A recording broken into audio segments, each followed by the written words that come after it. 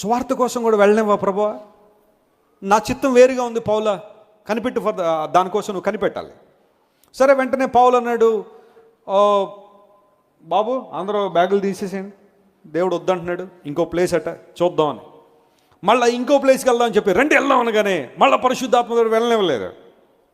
అప్పుడు వెనకాల ఉన్న శిష్యులు అనుకుని ఉంటారు, పౌలు గారు ఏంటండి ఇది, మొన్న ఏమో ఒక చోటకి అన్నారు, అది అక్కడ వద్దన్నారు, మళ్ళీ ఇప్పుడు అన్నారు, ఇప్పుడు అసలు మమ్మల్ని ఎక్కడికైనా తీసుకెళ్తారా, సువార్త ఎక్కడికైనా వెళ్తుందా? ఆ రాత్రి పౌలు గారు పడుకుంటే ఆయనకు ఒక దర్శనం వచ్చిందట.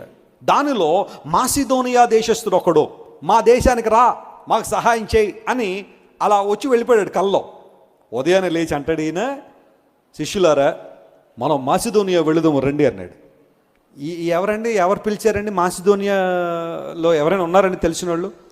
ఎందుకులే, రాత్రి కల వచ్చింది నాకు, అందులో ఒక ఆయన రండి అన్నాడు, పదండి వెళ్ళిపోదాం అన్నాడు.